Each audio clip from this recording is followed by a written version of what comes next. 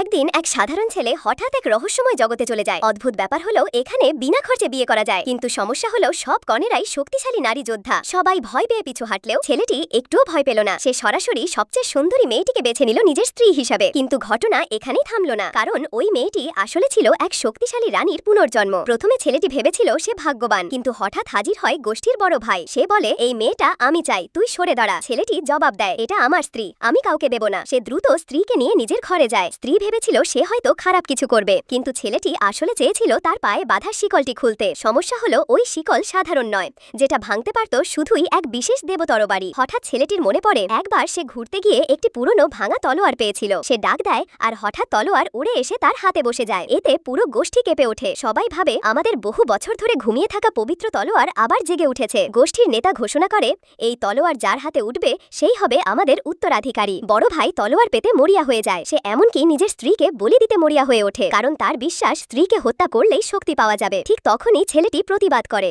শক্তি অর্জনের জন্য কাউকে হত্যা করার দরকার নেই। আসল শক্তি হলো মনকে স্থির রাখা, যাই ঘটুক না কেন। এই কথা শুনে বড় ভাই হঠাৎ বুঝতে পারে সত্যিকারের শক্তি হলো বুদ্ধি ও নিয়ন্ত্রণ। সে সবার সামনে নতুন শক্তি অর্জন করতে সক্ষম হয়। গুরু খুশি হয়ে সিদ্ধান্ত নিলেন, আজ থেকে বড় ভাই দেবতরবারির উত্তরাধিকারী হবে। কিন্তু অবিশ্বাস্য ঘটনা ঘটে। তলোয়ার সবার হাত ছেড়ে সরাসরি উড়ে গিয়ে ছেলেটির হাতে বসে যায়। পুরো জায়গা নিস্তব্ধ হয়ে যায়। সবাই চমকে ওঠে, কিভাবে সম্ভব?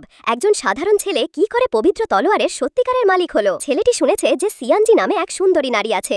সে ঠিক করে তলোয়ার এখন দ্বিতীয় বিষয়। প্রথমে সে তার সাথে দেখা করবে, কিন্তু দরজা আগে থেকেই শক্তিশালী রক্ষা ব্যবস্থায় বন্ধ। সবাই ভেবেছিল কেউ তা ভাঙতে পারবে না। ছেলেটি অবিশ্বাস্যভাবে শুধু এক আঙুল দিয়েই রক্ষা ব্যবস্থা ভেঙে দেয়। সুন্দরী নারী হতবাক হয়ে দেখে, কিন্তু ভেবেছিল ছেলেটির দেবতরবারি এটা করেছে। ছেলেটি নির্ভীকভাবে বলে, দেবতরবারি পরে দেখা যাবে, এখন আমি শুধু তোমাকে দেখতে চাই।